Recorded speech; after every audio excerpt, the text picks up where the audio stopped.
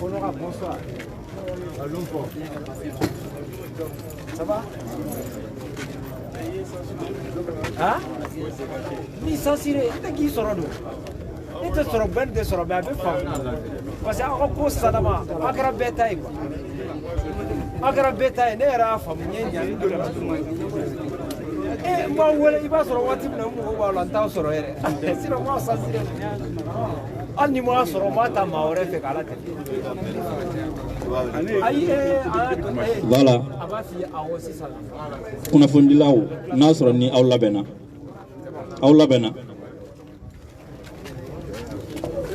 D'accord, ni kuna fundilaw labena. Ina fa la da kola. Ambela jele me wuli kan anjo. Ambe anka jonjon da bomanankana ko ke ka baro damne nan tlalola.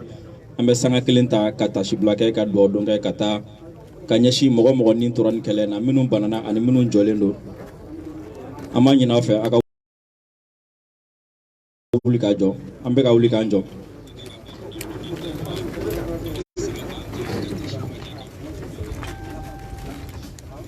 ameta saba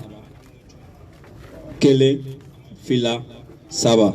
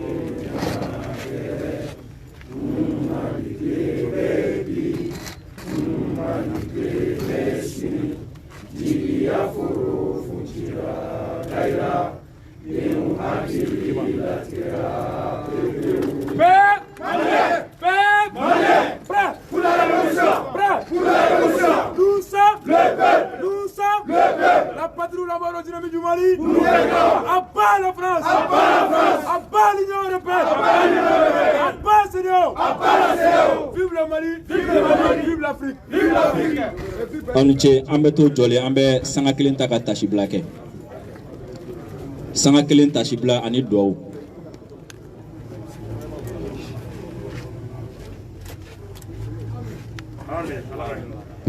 amin amse kan sigi sang voilà anka foli be ka taga aw bela jeli nyorola mogo yan sorobi mogo ngani abe anka foli be ka taga a bela jeli Abe kena minka faso jo kena do faso kuma boli kena do ambe yoro mina yayin yera wolo debusu la rempart jabalay ni abfo mako siège amanyini awfe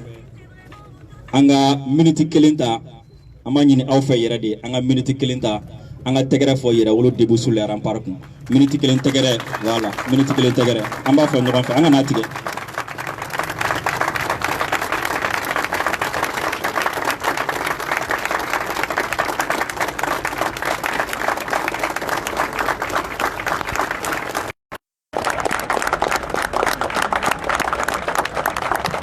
voilà amitié ningo ko anga jeka menti kelen tegara fo yera wolo debu sur la rempart sabla ni afara ko yera wolo debu sur la rempart awdedo wodela aw ni tegara fo kakan aw ni minute kelen tegara kakan wodela ngo anga menti kelen tegara fo yera wolo debu sur la rempart parce que amunu nya fa amte aw munu siglendo awdedo sabla kelen awdo yake donc alsa ma nyina fa anga tegara fo awi aw tegara fo yera alsa voilà am chan baradi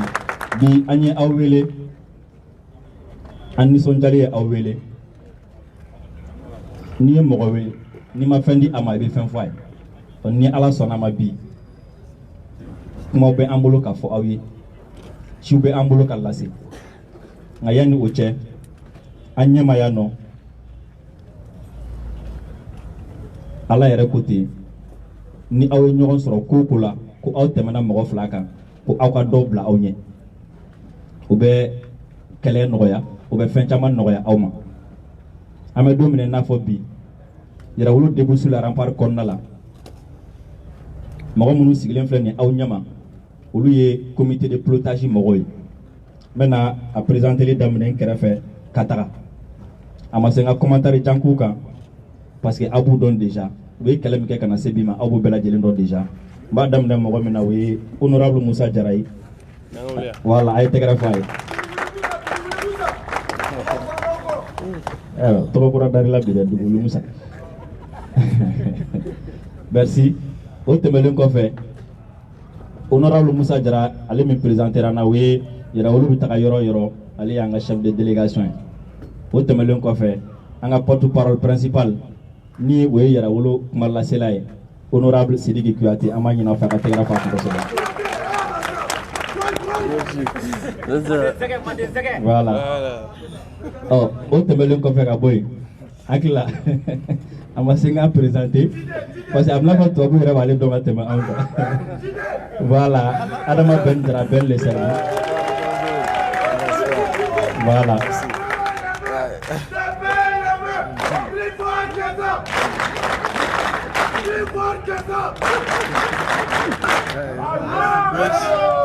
voilà ani ce ninnu de y'an ka comité de pilotage kɔnɔna la mɔgɔ minnu bɛ yen nɔ n'u bɛna na dantigɛli kɛ bi ka ɲɛsin aw ma an bɛ naba bɛɛ lajɛlen fo ka invité bɛɛ lajɛlen fo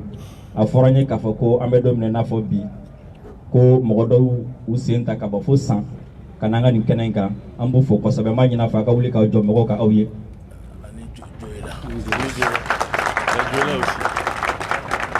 voilà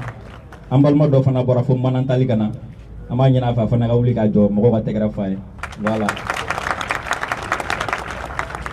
voilà an balima dɔ fana bɔra fo Joyila ka yan sɔrɔ an b'a ɲini o fana fɛ ka wuli voilà an ka farafina communauté fana caman mɔgɔw bɛ yan hakili la Sénégal fana bɛ yan an b'a ɲini o fɛ ka wuli a ka tɛgɛrɛ f'u ye Sénégal n'an ka def non il plaît voilà amitié voilà merci beaucoup donc nin waati in na an bɛna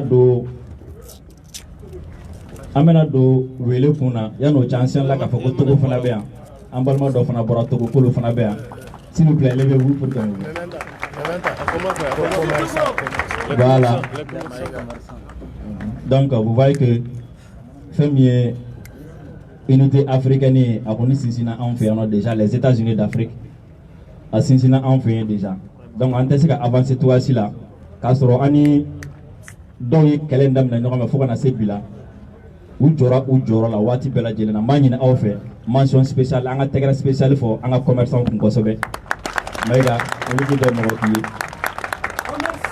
voilà il est poursuivi non détenu Siriki ne t'o tubabu kan kɔrɔ dɔn dɛ n y'a fɔ n bɛna ɲininka n tɛna se k'a kɔrɔ fɔ a nɔ minɛlen nka a ma don bɛrɛ lɔ ko a nɔ minɛlen nka a ma don bɛrɛ lɔ k'a dɔn bɛrɛ kɔni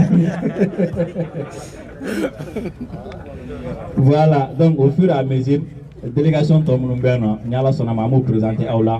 ka foliw fana kɛ aw ye donc an kila an kɔni y'a fɔ an nisɔndiyalen don kosɛbɛ parce que an ye kɛlɛ dɔ daminɛ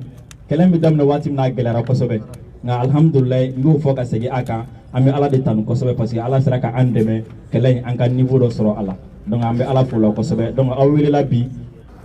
aw welela kun min kama ne yɛrɛ kɔni tɛna n da maga la n bɛ kuma to an ka comité de pilotage a cɛba saba min bɛ ɲɛfɛ yan nɔ n bɛ kuma to olu bolo ni Ala sɔnna ma u na don a kɔnɔ k'a walawala kosɛbɛ juste yanni ka kuma d'u ma dɔrɔn k'a fɔ ko an hakili bɛ an ka mɔgɔ mɔgɔ bɛ yen n'u ma kɛnɛ sɔrɔ nin waati in na an hakili bɛ u la kosɛbɛ ni o ye Pape Diallo Adama Diko ani Isa Cissé donc n b'a ɲini a fɛ a ka tɛgɛrɛ foli kun kosɛbɛ Adama Diko anw fɛ n'a fɔ ko Adamu de don Adam avec lui. Merci beaucoup donc sisan an bɛna babu daminɛ an ka dugutigi bɛ yan ka fɔ an ka dugutigi bɛ yan bi an bɛ kuma daminɛ an ka dugutigi la sabula Tintaya fola mun tisi yiri do koro ka ɲɛfɔ larba palam donc an bɛ taga yiriba kɔrɔ an bɛ kuma di honorable Sidiki Kuyate ma ale bɛ bita ale b'o dan tigɛ Yani temile yɛrɛ finalement Musa ayiwa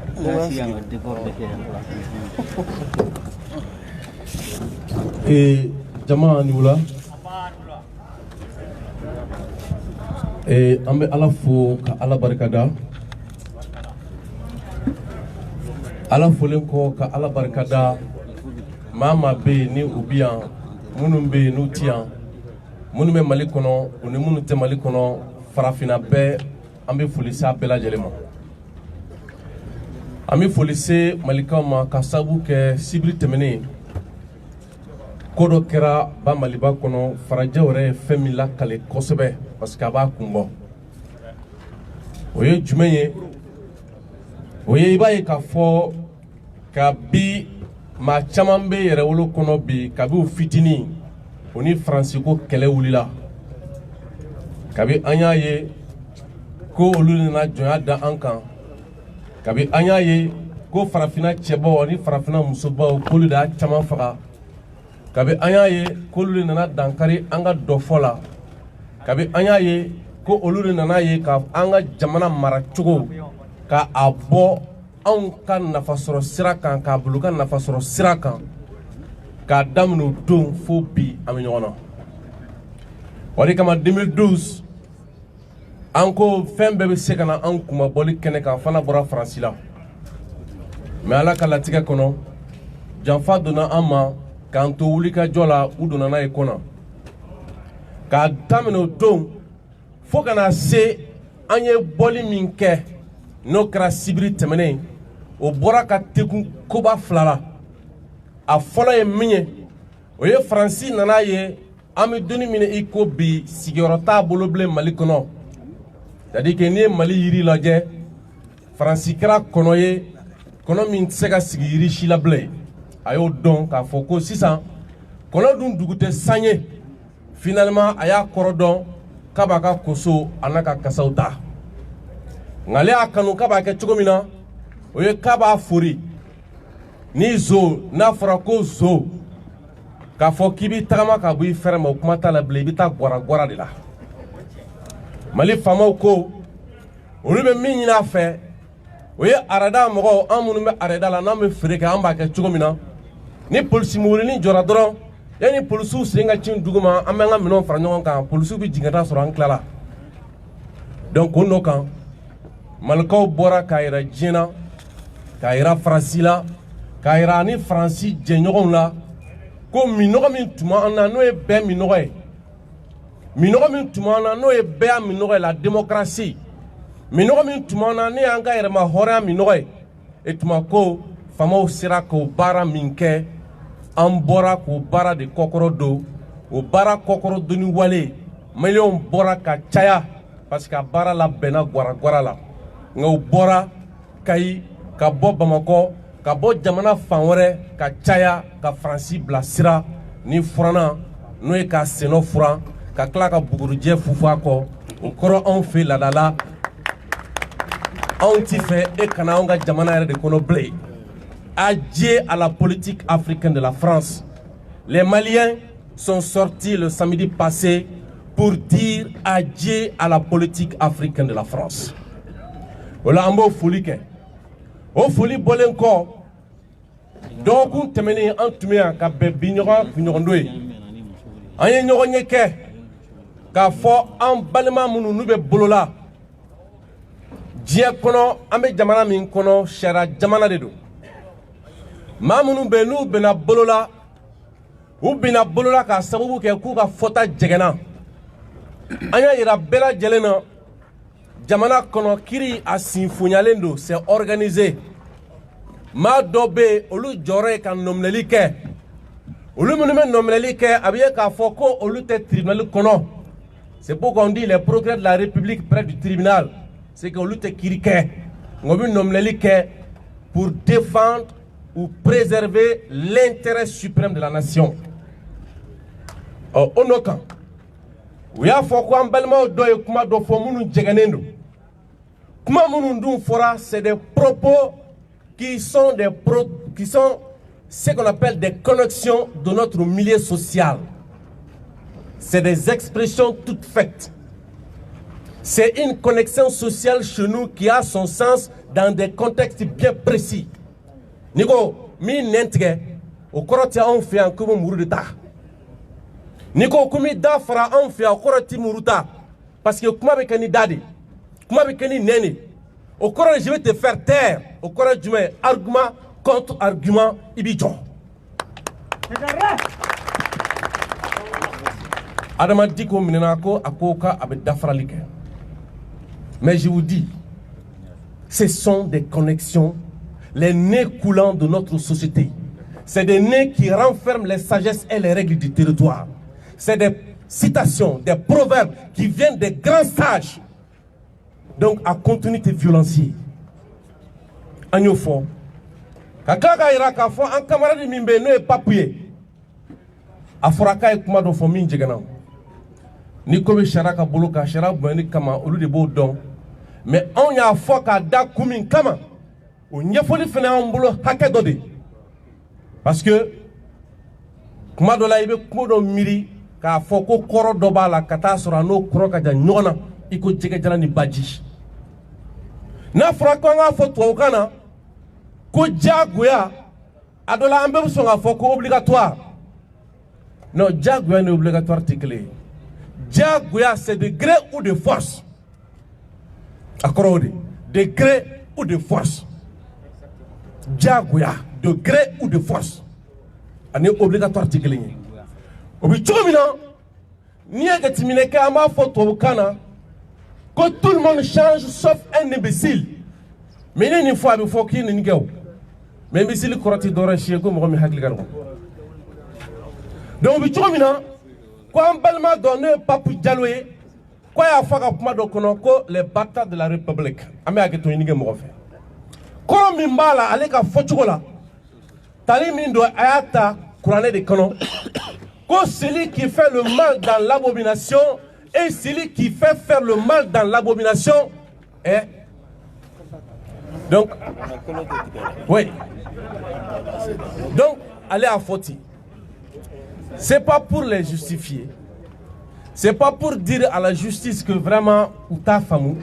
Mais il y a fort à da kuminka amoko de nyefo. Voilà.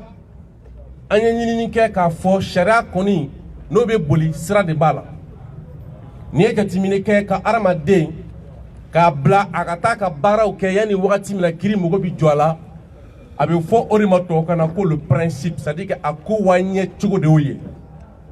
Mais na ira ka fo ko sigana mogodo. Mogo mindo ay kominke aka green ono ka busonga reta ka boli ka bo sheranye. Mogo mindo somogo tala, boro tala, mate mimi se ka kojo akungoro. Sharia na ablala ayrema abse ka dalu do la tien. O dalu tien noma sharia ba kanu ka fo ale ka do berola pour que ale kana se ka ta shiro do wali maka waru do nyini wali maka dalu do tien. Sharia bouquet. Mabiye koni sharata kaladje. Ça ce sont des valeurs, sinon des principes qui relèvent des normes supérieures, des corpus juridiques des droits les plus sacrés. Oui, tu m'as. Oui, quand ni ba aramade nominé. Emia nominé et de ni dalué kairaka fo kai cheni walenke. La charge de la preuve incombe au demandeur. Nous takala. Ma vraiment ni ningalike kukakiri pour créer d'anini. Donc dans ce cas, ma do au c'est fait ko o mi ninina, ça veut dire que pour créer dalu bere soro 600 ka ou nominé. Donc nous blala outna se ka prévola tien. Nous blala outna se ka boli parce que ate bolu kumbo. Avocat flade taraka douma pour que kase ku ka ko kokoro don olu bea ou be tomin kono ou be kelamin kono ou sumogo dono do ka dema bien dunonte o dalu tunu fene kota la blé 600 ko ka bla ouire o la nyini kera ala kala tika kono bi utara ju nyokro juji e kirike kaira ka fo olubu bla mi kuwa gele o ni procureur ko kute bla ola apmeke kore mais procureur fene ma ban ka fo ka tubla mais o sigana kata parce que to kana honorable nous m'a fait nous ko ordre de quoi? Ordre de mise en liberté. Ko ordre de mise en liberté. C'est que blalen ko fait. Faut procureur Fenega Yamara di pour que se kataso. Donc procureur te mo de. Un procureur vaut une république. Donc on est c'est fait. Ama fo en balmo nyana. Biou kan chaleur. Nous nana mi nous soja min ke mo kana miriko nous soja e na fo nyagari korobo. Parce que ibe féminine dien kono no liberté. Ini mamuni e kele nyogonye. Mamunu jogini nyana. Mamunu iba donc a fo al ni flido demi bi aptabaga de bolo. O bedone ko fe nous buru ka dembe akro. Musotigi, dentigi, ameka ni kele nunu ke, ni nyogon demede, ameka nunu kele nunu ke, ni nyogon famune, ni nyogon blasrade, do de dale no joro la. Unyana fi mana, kalo kele ubini kono. Donc nous bora jaku ala, ambe tigere fo, ni soja, ama famu. Donc ambi fa ambalmo, nous critique la moy. Beka famu ko o tigere fo ni nous jabe kan fe ko jaku ay. Mais n'y a de corbeau côté. Parce que ni jatimineke, réolo ka kele, doya mondron ka foko Francis dégage. Tche, yereola famune ko, itina seka dambego kuma, itina seka kalango kuma, itina seka kinako kuma, fo moye mamina dans le djilla. Fo djilibo de gajo. Mo djilibo bi jo choko jume. Mami mbe no e djilikene mise le censure. Le censure. Le sanguinaire,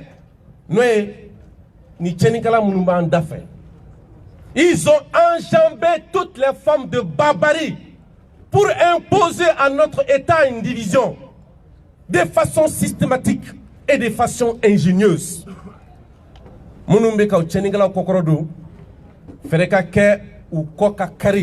Parce que le français. C'est la France qui constitue le l'ossature de cette barbarie chez nous. Allez bola là, bi on est sanga fo jamana wore kono. Et bi yere nyinga, utumika fo ko mamunumbe qui sont des éléments de la criminalité transnationale organisée, qui sont des éléments lourdement armés, ils sont invincibles, comme les Américains dessus l'Afghanistan, bi avec quelques éléments du grand Hashimi Goïta.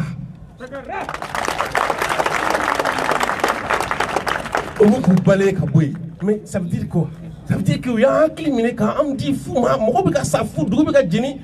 ils sont invincibles. Où sont-ils? Donc on va dire qu'à fond, les honorables Moussa Diarra, les Adama Ben, les Pape Diallo, les Bassaro, les Maïga, oh, il fait un fort, Dialaki Mimbina Francican, mais à Kratien. Et donc, là, il y a des wolo que les Minkera a Malion fait. Parce que la stratégie était très claire. Il s'agissait de créer dans la masse l'idée qu'un besoin niveau peut être satisfait et donner à cette même masse la possibilité de la satisfaire. Frère Minkera, oui, quand on est hakila croix, quand daira jamana deuna. Ka kla ka nyini ka sebadio jamana kono do mawlu de ka freke ko hakila kura na bara. Donc bi an kunalendo yasa okmo de se ka ke me ko balle me ko sudalen sa kuma min dunane da parce que porte-parole principal ka ko ka gele ale te kuma ko minga dai de mi me mo ka dale ma le be kuma ka do kono donc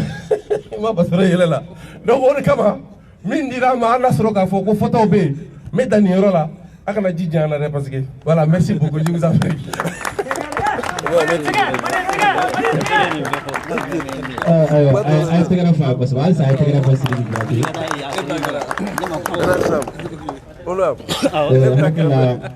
Honorable Sidiki Kouyaté a été tigani caman kɛ fɛn min ye an ka mɔgɔ minnu bɛ bolo la a y'a da don olu ka situation na.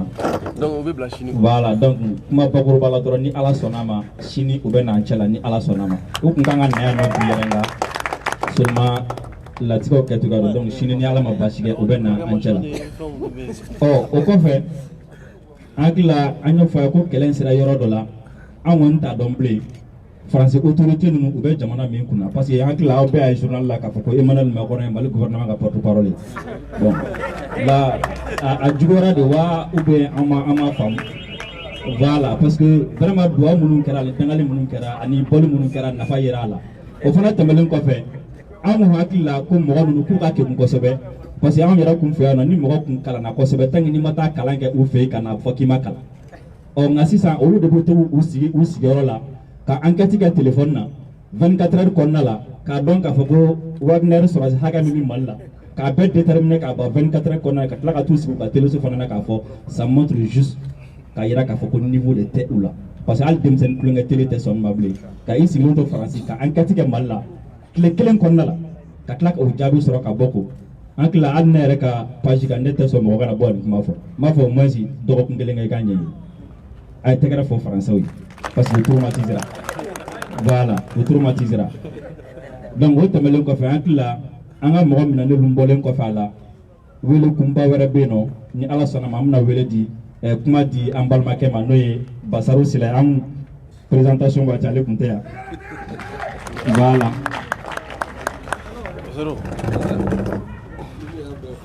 Tagu yere. Ibi don fɔlɔ don. Ibi don wala. Maraka an bi diga Faransi bi dɛ. Merci beaucoup camarade Mementa. An bɛ bɛɛ lajɛlen fo fɛn fɛn sera ka déplacement kɛ hali n'a sɔrɔ a cunna dɔɔni. Mɔgɔw ka soli ka nali a b'a yira k'a fɔ hakilina min bɛ yen nɔ n'an b'a baara ka san caman kɔnɔ a bɛ ka don mɔgɔw bɛ k'a faamu mɔgɔw bɛ ka adhérer idée la kosɛbɛ donc moi je pense que bi n'an tɛ kuma in daminɛ ka sɔrɔ an ma peuple africain fo peuple africain mun n'a a wulila ka jɔ an ye quoi aw b'a faamu k'a fɔ n'i y'a ye mɛn k'i bɛ panafricanisme ko kuma fɔ i bɛ Mali de fɔ quoi parce que an ka hymne national de kɔnɔ i b'a ye k'a fɔ kuma bɛɛ an bɛ farafinna de bila ɲɛfɛ ka sɔrɔ Mali kana deuxième position na a b'a yira k'a fɔ que Mali pɛrɛnnen don wagati o wagati farafinna ka fara ɲɔgɔnya bɛ kɛ cogoya min na k'o bɛ waleya et an ka raison pour laquelle Faransi ka bunte nin cogo in na parce que bunteli man di mɔgɔ dɔw ye Faransi ka bunte nin cogo in na a daminɛra anw fɛ yen quoi donc an ka hymne national de b'a fɔ an ye an ka constitution de fana b'a yira k'a fɔ que ko ale bɛ sɔn wagati la hali n'a kɛra a ka jamana yɛlɛma hɔrɔnya fan dɔw ye ko k'o bila walasa farafinna ka fara ɲɔgɔnya bɛ kɛ cogoya min na ko ka se k'o don ba la i b'o ye anw de ka constitution kɔnɔ o kɔfɛ anw fɛ yen de ni président kura sigira a b'a kale k'a yira k'a fɔ que k'a bɛ ko bɛɛ kɛ walasa farafinna ka fara ɲɔgɔnya k'o bɛ se ka kɛ hakika ye cogoya min na donc n'i y'a ye ta k'a la maliyɛn bɛɛ de ye panafricain ye a bɛ se ka kɛ e tɛ panafricain engagé de sinon i ye panafricain kɔni ye tant que i ye maliyɛn ye donc an bɛ maliyɛnw fo u ka panafricanisme la an bɛ Afrique fo Afrique mun fana ye Mali soutenir nin kɛlɛ in kɔnɔ wagati o wagati peuple malien ye ko de kɛ ko min ni ala an faw tile la o ma nin ye ko min kɛra an ka génération a ye ko min kɛ parce que wagati dɔw la an faw n'an baw u sɔnna ka to an kɔ ka sira di anw ma parce que an bɛ bunteli de kɛ olu ta kun ye a bureau kɔnɔ kumaw ni a conférence ko kumaw ye mais an ka génération ko k'o tɛ aw ye français ko kuma in fɔ bureau kɔnɔ san caman ani conférence aw y'a kɛ san caman aw ye armée française ko in kɛ bureau ni fɛn kɔnɔ san caman n'an b'a bɔ bureau kɔnɔ ka na n'a ye peuple fan fɛ ni peuple adhéré a la faransi tɛ si yan a kɛra cogo di donc an b'an an fa n'an baw an b'u fo u ye kɛlɛ dɔ kɛ ka dan yɔrɔ dɔ la mais ala barika la an ka génération an y'a fɔ k'an ye génération sacrifiée o de an b'an sacrifier walasa an dɔgɔninw kɔni n'u bɛ na u ka kɛlɛ wɛrɛ kɛ mais a kana fɔ an ye ko armée française de b'an fɛ walima k'u bɛ ka mɔgɔw faga bunti dɛ u bɛ nkalon tigɛ yan fɛ an b'a ja u la kaki donc peuple malien foli an tɛ segin a la et a cɛsiri de daminɛtɔ filɛ nin ye sisan tuguni parce que hakilinaw b'a yira k'a fɔ i ye san caman kɛ kɛlɛ la i n'a fɔ kunun an camarade bɛn b'a fɔ cogoya min na n'i y'a ye Che Guevara hakilina donna ba la c'est parce que wagati dɔ la a y'i nin di a tila ka institution don institution kɔnɔ pour que a ka hakilina ye mun ye k'a don ba la o kama de Che Guevara donna histoire kɔnɔna la bi yɛrɛwolo ka mission ye min ye an k'o de ko an bɛ yɛrɛwolo sigi fan bɛɛ fɛ et anw ka faamu la maliyɛnden bɛɛ ye yɛrɛwolo ye fo n'i yɛrɛ bɔ yɛrɛwoloya kɔnɔna la an b'a fɔ an ka hymne national de b'a fɔ ko si l'ennemi découvre son front au dedans ou au dehors ale o kɔrɔ de ko jugu bɛ kɔnɔna la jugu bɛ kɛnɛmana la o ye diyagoya de quoi donc n'an ko kuma dɔ la ko yɛrɛ wolo mɔgɔ minnu t'u yɛrɛ y'a kɔnɔ kuma dɔ la u yɛrɛ d'u yɛrɛ bɔ a kɔnɔ parce que hymne national fana y'a fɔ quoi donc an k'o de k'an bɛ yɛrɛ wolo sigi fan bɛɛ fɛ walasa hakilina min bɛ yen nɔ a kana dan anw dɔrɔn ma parce que saya bɛ yen balo bɛ yen nɔ mais hakilina in o de bɛ to yen nɔ o de bɛ se ka ta ka kɛ baara ye dɔ min tɛ bi ye yɛrɛ k'a jira k'a fɔ diɲɛmɔgɔ la k'a fɔ parce que a yirala fana prophétie de don dɔw dalen t'o la mais anw min an ye marakaw ye an b'a dɔn sini fɛn dɔ bɛ kɛ quoi an dalen don o la quoi an b'a dɔn diɲɛ bɛ ka taa cogoya min na diɲɛ bɛ na dépend farafinna de la quoi o yirala diɲɛ kɔnɔ les derniers seront les premiers wa an bɛ o wagati de la bi raison pour laquelle an ko ko an bɛ yɛrɛ wolo sigi kin bɛɛ kɔnɔ quartier bɛɛ kɔnɔ village bɛɛ kɔnɔ région bɛɛ la walasa an bɛ ka hakilina min don ba la a kana kɛ hakilina lankolon ye a kana kɛ maa fana kana kɛlɛ in récupérer parce que asimi ninnu bɛ baara min na ni olu tagara faransi sago dɔw mana na ka na an ka baara kɔni a kɛra ji la de a bɛ kɛ sanjikɔrɔ wɔsi raison pour laquelle an ko k'an bɛ nin hakilina in ta ka taga n'a ye tɔgɔdaw la ka taga n'a ye fan bɛɛ fɛ ka yɛrɛ wolo fɛnw sigi yen nɔ an ka comité sigi yen nɔ walasa an bɛ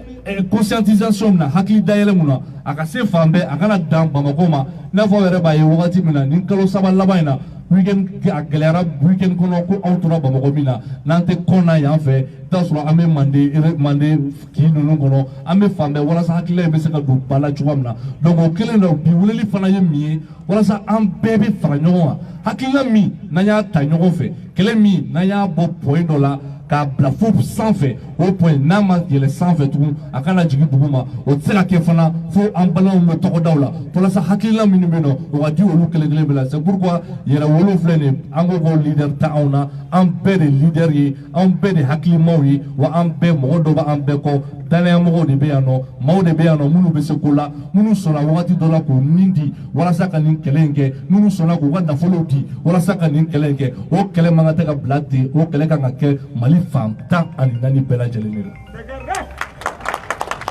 donc hakilina in ye nin de walasa ni don min tɛ bi ye a ka fɔ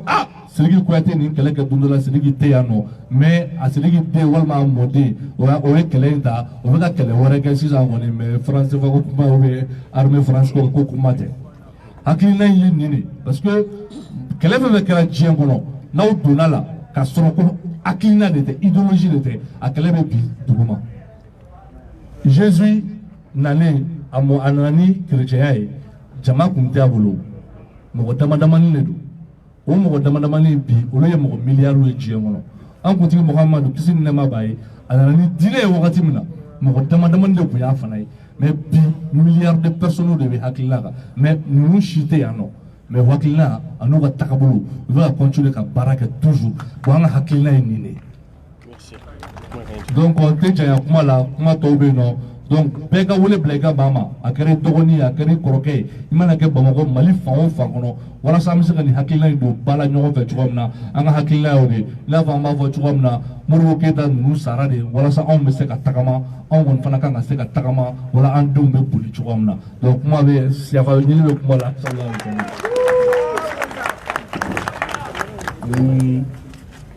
aw ye marakaw sen bɔ faransi la f'u ka kuma aw tɛ nin sen fila a ye tɛgɛrɛ fanga marakakɛ ye kosɛbɛ an hakili la nin waati in na maliyɛn bɛ yɔrɔ o yɔrɔ nin waati in na an bɛɛ lajɛlen bɛ ka commencer ka nisɔndiya parce que faransi yɛrɛ ko ten ko tellement que terrorisme juguyara zone de 3 frontières la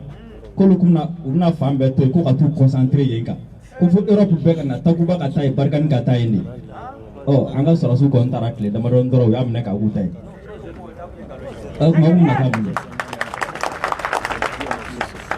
sɔgɔmada in na hakili la mɔgɔ caman y'a ye k'a fɔ ko fɛn min ye bombardement caman ye o kɛra Tesit mara la tiɲɛ na Ala ta y'a ka ko ye Ala ta y'a ka ko ye an ka tɛgɛrɛ bɔ fɔ an ka sɔrɔsiw o tɛmɛnen kɔfɛ an fa dɔ bɛ an cɛ la an ka cɛkɔrɔba dɔ an mɔkɛ dɔ bɛ an cɛ la vraiment ale ka ye an cɛ la yan nɔ kinigini ko don a bɛ mɔgɔ miiri janya kosɛbɛ mɔgɔ kɔrɔba don yeli yɛrɛ ma nɔgɔ a ma a nana bi k'u bɛ fɛ ka yɛrɛwolo rencontrer k'u bɛ fɛ u ni yɛrɛwolo ka kuma a tɔgɔ ye Mamadu Karambe hali n'a ka kɔrɔ sa ne den don m'a ɲini a fɛ a ka n fa lawuli mɔgɔw k'a ye a y'a lawuli n'a ye mɔgɔw k'a ye a ka kɔrɔ sa nka ne den don a tɔ yeli kɛ ka fara o kan yeli ka gɛlɛ a ma parce que ni nin bɛɛ bɔra waati min na fasoko la hakili la tulonkɛ tɛ daga mɔgɔ ye o ko la tuguni kɔ tulonkɛ tɛ daga ye seginkɔ tɛ daga ye an bɛ taga ɲɛfɛ de sa ni tɔ min tora o bɛ jamana jɔ n'an bɛɛ yɛrɛ sera ka se an denw bɛ lafiya an ka tɛgɛrɛ fɔ an yɛrɛ halisa an bɛ an ka u taamana ka taa ko Macky Sall ma frontière ni m'a dayɛlɛ an b'a dayɛlɛ an bolo la a ye tɛgɛrɛ fɔ Sénégal ye kosɛbɛ an kɔrɔmuso bɛ Aïcha Sénégal an b'a fɔ kosɛbɛ o tɛmɛnen kɔfɛ ka bɔ yen Tatu Gologo grand sœur national voilà Aïcha Thiam an b'a fɔ kosɛbɛ voilà Gologo voilà an b'a fɔ kosɛbɛ voilà an bɛ bɛɛ lajɛlen fo halisa tagalen ɲɛfɛ an bɛ tila ka mɔgɔ tɔw fana ka foli lase an bɛ taa sugu kɔnɔ nin waati na sabula waati dɔw la tiɲɛ yɛrɛ la an y'u sɛgɛn a bɛɛ kɔni b'a dɔn k'a fɔ ko wari ɲini kɔni a ka di jagokɛla ye nka an b'u bɔ u ka jago la u bɛ sɔn a ma ka na fara an kan an bɛ marchew kɛ an bɛ meeting kɛ o fana ni foli ka kan o fana ni bonyamasegin ka kan an bɛ Ibrahima Mayiga wele a kana foli kɛ an ye ka ɲɛsin Mali commerçant bɛɛ lajɛlen ma.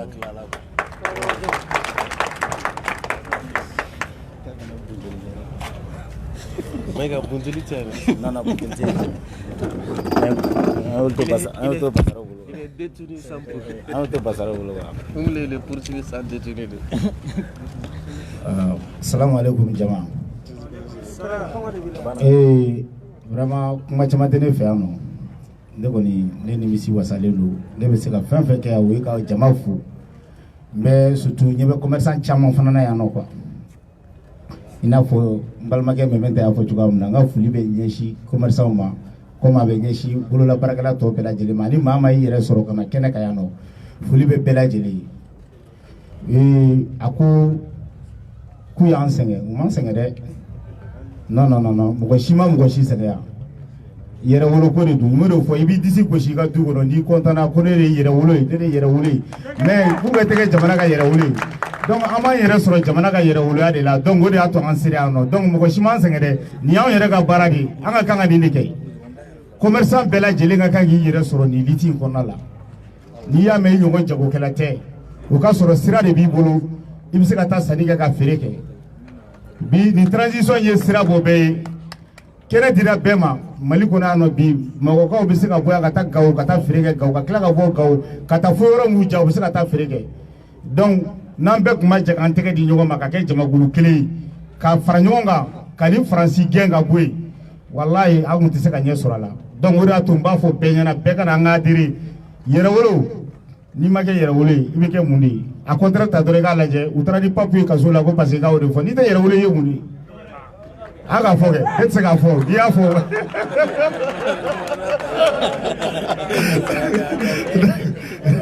d'accord donc k'a bɛ kɛ dɔ in de ye quoi mais dɔ in tɛ se ka fɔ quoi n'i y'a fɔ dɔrɔn a bɛ kɛ ko wɛrɛ de ye mais alors que tiɲɛ dun de don kulonkɛ kuma dɔ don mais sɛbɛ kuma don dɛ an kana ɲɔgɔn nɛgɛ donc an bɛ fɛn fɛn fɔ ne b'a fɔ maliyɛn bɛɛ lajɛlen ɲɛna c'est à dire que bɛɛ k'i yɛrɛ sɔrɔ nin ko in kɔnɔ quoi et puis nin ko in ye mun ye ala ko de don mɔgɔ si tɛ mɔgɔ si jagoya c'est comme diinɛ nana cogoya min na i n'a fɔ n balimakɛ y'a fɔ cogoya min na a sigiyɔrɔ la nin ko in fana bɛna ten tɔ wa a bɛ taa n'a yɛrɛ a bɛ jɛnsɛn n'a yɛrɛ ye hali tubabu minnu bɛ ka yɛrɛwolo kɛlɛ bi a y'a sigi a ka la dɛ tubabu denw bɛ tila ka don yɛrɛwolo la yan nɔ n'ala sɔnna ma don n'a nata a bɛ tila ka kuma fɔ yan tubabu yɛrɛ u bɛ don wa u denw fana bɛ tila ka don a la donc n bɛ se ka bɔ mun na yan nɔ dɔrɔn ka foli kɛ vraiment yɛrɛwolo mɔgɔw ye commerçant bonya commerçant yɛrɛ fana u ni yɛrɛwolo bɛ ɲɔgɔn fɛ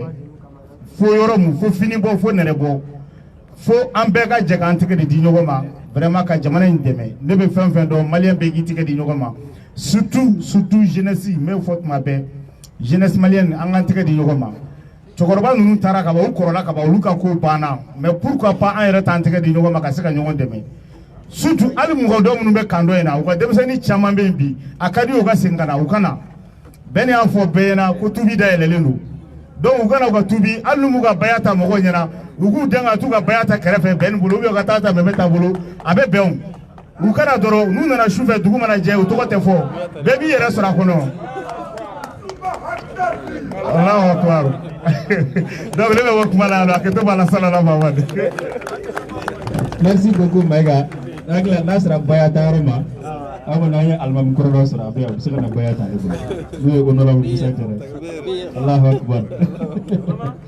An bɛ an ka commerçant an b'u fo kosɛbɛ k'an profiter o fɛ ka yɛrɛwolo partenaire bɛɛ lajɛlen fo waati o waati n b'o fɔ n tɛ sɛgɛn a fɔli la et puis an yɛrɛ tɛ se k'a fɔ ka se a dan yɛrɛ la o ye mɔgɔ jɔnw ye minnu bɛ taga ni an kumakanw ye minnu bɛ taga ni an jaw ye ni o y'an ka kunnafonidilaw ye vraiment n bɛ fɛ a ka mention spéciale a ka tɛgɛrɛ spéciale fɔ u kun vraiment u fo o kun fɛ a ka di n ye k'u citer k'u ta u tɔgɔ ma nka ni n bɛna tɔgɔ fɔ kɛ n bɛna ɲinɛ dɔ tɔgɔ kɔ a bɛna kɛ sababu ye ka na ni fɛn wɛrɛ n bɛ fɛ aw k'a faamu k'a fɔ ko aw bɛɛ lajɛlen de ka foli bɛ yan web media o télé o radio presse écrite bɛɛ aw bɛɛ lajɛlen ka foli bɛ yan yɛrɛwolo ti aw sara sɔrɔ n bɛ segin a kan yɛrɛwolo ti aw sara sɔrɔ voilà donc an y'o fɔ aw ye an b'o fɔ aw ye a y'a dɔn k'a fɔ ko aw bonya bɛ an yɔrɔ fo ka taa fɔ ko min kɛra nin waati na an bɛ yɛrɛwolo fana a coordinateur an bɛ a bɛɛ lajɛlen fo commune bɛɛ lajɛlen na dugu bɛɛ lajɛlen na nin waati na fɛn min ye Faransi ani Europe ye jamana 15 yɛrɛwolo représentelen b'a bɛɛ lajɛlen na o bɛɛ lajɛlen fana farala ɲɔgɔn kan an bɛna kuma di an balimakɛ ma nin waati na ale bɛna kuma olu tɔgɔ la n'o ye camarade Doro Goyita ye an b'a ɲini a fɛ a ka na a ka dakuruɲɛ fila fɔ parce que mɔgɔ tɛ min kalama peut-être Faransi yɛrɛ ma se k'a faamu k'a fɔ ko yɛrɛwolo ka financement bɛ bɔ yɔrɔ min na quoi parce que o hakili la ko Poutine de bɛ wari di Poutine t'a di yɛrɛwolo ka kɛlɛ bɛ kɛ ni min ye Western ni MoneyGram de maliyɛn minnu bɛ kɔfɛ olu de b'an dɛmɛ kɛlɛ na kosɛbɛ donc a ye tɛgɛrɛ fɔ diaspora kun a ye tɛgɛrɛ fo kosɛbɛ.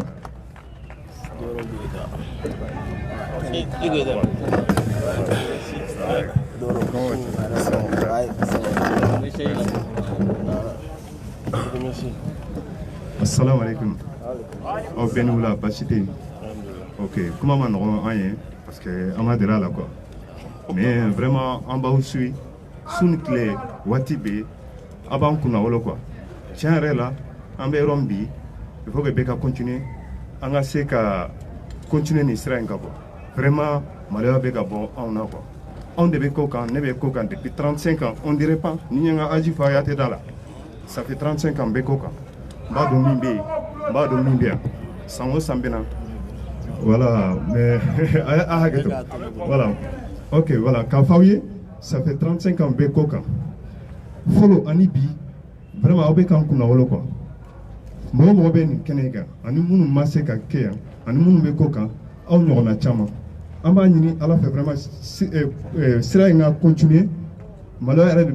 bɛ ka bɔ an na sisan quoi maliyɛn tɛ sisan on est fier de nous on est fier de vous on est fier du Mali vive le Mali vive le Yɛrɛwolo merci beaucoup vraiment c'est un grand plaisir pour moi d'être là aujourd'hui mais peu faut quoi vraiment frère merci non ala ka merci beaucoup merci beaucoup vraiment a tɛgɛrɛ bɛɛ fila an ka diaspora kun a tɛgɛrɛ fo kosɛbɛ voilà diaspora fɔlen kɔfɛ an b'aw hakili lajigin k'a fɔ ko yɛrɛwolo debout sur les remparts a bɛ labɛn na surtout sigi fanba kun ye jumɛn ye ni ala sɔnna ma don dɔ bɛna na lancer aw ye k'a yira aw la ko yɛrɛwolo bɛ ka a labɛn walasa Faransi y'a fɔ o don na Macky Sall conférence la a y'a fɔ ko ale bɛ se k'a faamu k'a fɔ ko Mali ɲɛmɔgɔ ni Faransi ma ɲɛ ko la donc barika min ka taga a bɛ se k'o faamu ko nka ko k'u bɛna taga Niger de donc ko a bɛ se ka kɛ ni élection kɛra ni mɔgɔ wɛrɛ sigira u n'u na bɛn a la Macky Sall ko ten donc anw ma diyagoya don anw fana k'an labɛn pour que élection kɛra waati o waati a kɛra san 1 a kɛra san 5 o élection bɛ kɛ waati o waati anw k'an labɛn ka baara kɛ Faransi tɛ dɛ Faransi kanuba tɛ dɛ Faransi kasa bɛ mɔgɔ o mɔgɔ la a kana kɛ Mali président ye bilen o fana kɛli anw ma diyagoya donc wele dɔ yɛrɛwolo bɛ o labɛn na a labɛn a wele bɛna se aw ma a ci bɛna taa se aw ma a tɛ kɛ fo an ka fara ɲɔgɔn kan an ka tɔn sigi an ka sigidaw la donc bɛɛ lajɛlen k'i hakili to o yɔrɔ la o tɛmɛlen kɔfɛ ka bɔ yen ne kɔni tɛ na tɔgɔ in fɔ parce que a yɛrɛ tɔgɔ dɔ d'a yɛrɛ la bi ne tɛna n'a fɔ awɔ masa ma fɔlɔ a b'a dɔn an fɛ bamanan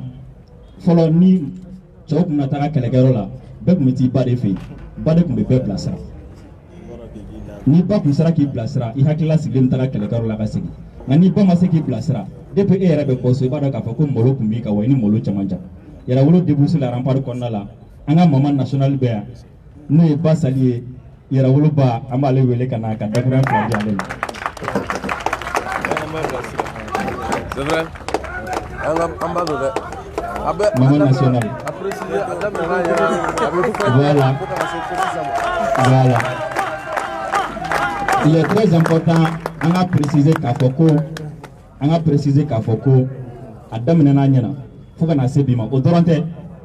c'est-à-dire waati dɔw bɛ se ka yaala denmisɛnninw nɔfɛ a ma nɔgɔ kosɛbɛ mɔgɔkɔrɔba ma mais a tun bɛ yaala nɔfɛ fan bɛɛ lajɛlen fɛ an b'an ka réunion k'a ɲɛna a réunion dɔw la a bɛ gɛlɛya kosɛbɛ. Ale de b'a la fara k'a de o ko ni ma fɔ Yɛrɛwolo kɔ dɔ fa ye ba k'u b'i tan k'i tɛ nin karatɔ ninnu nɔfɛ. Voilà, merci beaucoup.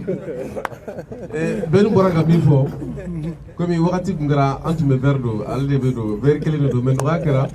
a don kama n yɛrɛ ti yeli kɛ k'i bɛ Yɛrɛwolo mɔgɔw ma k'u b'i ta k'i sigi ale de b'a kala. D'accord, merci beaucoup Naso.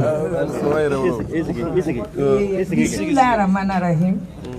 Ne ka foli bɛ jama bɛɛ lajɛlen ye.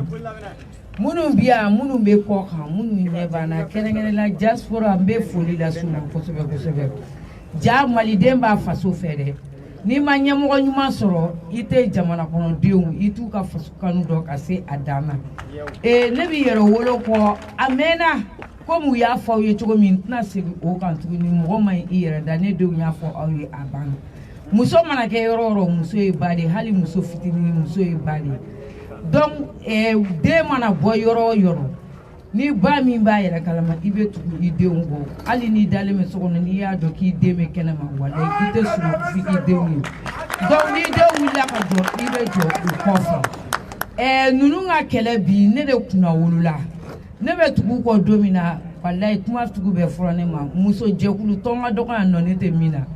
Donc ne y'o bɛɛ to yen ka tugu Yɛrɛwolo kɔ dɔw b'a fɔ karisa i t'i yɛrɛ bonya dɛ e bɛ ninnu nɔfɛ i t'i yɛrɛ lajɛ n k'u bɛ Maliko de la Maliko mana kɛ yɔrɔ ne bɛ sa ye ne tugura politiki mɔgɔw kɔ ne ma nafa y'o la donc ne bɛ min nɔfɛ o de ye Mali ye Mali bɛ se ka jɔ tilennenya la cogo min na démocratie kɛlɛ ne y'a kɛ depuis Vespa bɛ Mariko bolo ni Sinidi association ka n'a bila k'a kɛ parti ye Sinidi association a bɛ kɛ parti ye don min na a kɛra centre islamique la a kɛra ne ɲama depuis Musa ma bi ni anw bɛ boli la anw tun b'a kɛ ACI in kɔnɔ ACI min filɛ nin ye foro de kun don kaba bɛ sɛnɛ a la ne y'a tigɛra gunguru bɛ to yen an bɛ réunion k'a kɔnɔ u b'a fɔ ko Musa bɛ ka polisiw bila ka na dɛ a bɛ boli sen ɲanama tɛ ne kɔrɔ ne bɔra ka bin don dɔ la fo ka gunguru kɛ k'an sen fara halisa a jolifɔn bɛ na o kɛra Musa kɛlɛ la donc ne ka faso kanu ne ma a daminɛ bi an y'a ye démocratiques ye fɛn min fɔ an ɲɛna ne tugur'u kɔ politiki kɔnɔna la ne y'a ye a si ma kɛ tiɲɛ donc ne fana viré la ka taa vie associative fɛ donc